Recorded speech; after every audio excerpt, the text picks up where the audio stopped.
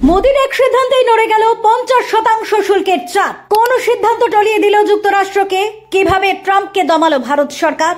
ভারতের পণ্যের ওপর 25% বাড়তি শুল্ক আরোপ করেছেন আমেরিকার প্রেসিডেন্ট ডোনাল্ড ট্রাম্প। এর ফলে মোট শুল্ক 50% দাঁড়িয়েছে। আগামী 27 আগস্ট থেকে এটি কার্যকর হওয়ার কথাও রয়েছে। যদিও এর জবাবে ভারতের বিদেশ মন্ত্রক তীব্র নিন্দা জানিয়ে এটিকে অন্যায্য, অযৌক্তিক বলে অভিহিত করেছে।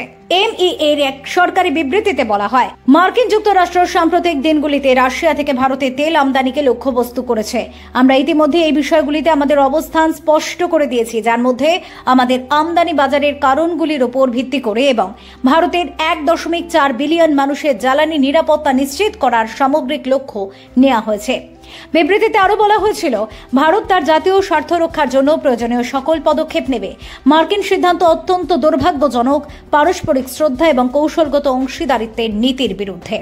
না, ভারত ছাড়া এশিয়ার আর কোনো দেশে এত চড়া হারে মার্কিন শুল্ক বসানো হয়নি। তবে এই 50% হার ভারতকে ব্রাজিলের সঙ্গে একই লাইনে এনে দাঁড়িয়েছে। কিন্তু আমেরিকা ভারতের ওপর চাপ সৃষ্টি করতে চাইলেও প্রধানমন্ত্রী নরেন্দ্র মোদী এমন একটি কৌশল বের করেছেন যা হোয়াইট হাউস এবং ওয়াশিংটনের রাজনীতিতে আলোড়ন সৃষ্টি করে দিয়েছে। আমেরিকার প্রভাবশালী রিপাবলিকান নেতাদের মধ্যে অন্যতম সিনেটর লিন্ডসে গ্রাহাম প্রকাশ্যে ভারতের কাছে আবেদন জানিয়ে শুক্রবার তার অফিসিয়াল সোশ্যাল মিডিয়া অ্যাকাউন্টে লেখেন, যদি ভারত ইউক্রেনে চলমান সংঘাত বন্ধ করতে ট্রাম্পকে সাহায্য করে তবে এটি ভারত মার্কিন সম্পর্কে নতুন মোড় আনতে পারে। এই মন্তব্য এমন এক সময় করা যখন আমেরিকা সদ্য ভারতের ওপর 50% আমদানি ট্যারিফ আরোপের ঘোষণা করেছিল, যার উদ্দেশ্য ছিল ভারতের ওপর বাণিজ্যিক চাপ তৈরি করা। কিন্তু ভারত কেবল এর কঠোর জবাবই দেয়নি, বরং তার পররাষ্ট্র নীতিতে নিরপেক্ষতা ও ভারসাম্য বজায় রেখে রাশিয়ার সঙ্গে সম্পর্কও শক্তিশালী করেছে। বলা ভালো, ডোনাল্ড ট্রাম্প যখন 50% ট্যারিফ বৃদ্ধির ঘোষণা করেছিলেন, আন্তর্জাতিক বিশ্লেষকরা ভেবেছিলেন ভারত হয়তো নতি স্বীকার করবে।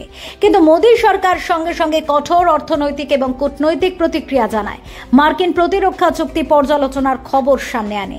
ভারত আন্তর্জাতিক মঞ্চে তার স্বাধীন অবস্থান বজায় রেখে রাশিয়ার সঙ্গে জ্বালানি, প্রতিরক্ষা এবং কৌশলগত সহযোগিতা অব্যাহত রেখেছে। অন্যদিকে আমেরিকাকে এই বার্তা দেওয়া হয়েছে যে ভারত কোনো চাপ ছাড়াই আলোচনার জন্য প্রস্তুত, কিন্তু চাপে পড়ে কোনো সিদ্ধান্ত ভারত নেবে না। এ বিষয়ে আপনার কি মত কমেন্ট করে জানাতে ভুলবেন না আমাদের। ফিউরো রিপোর্ট, টক টু টাইম।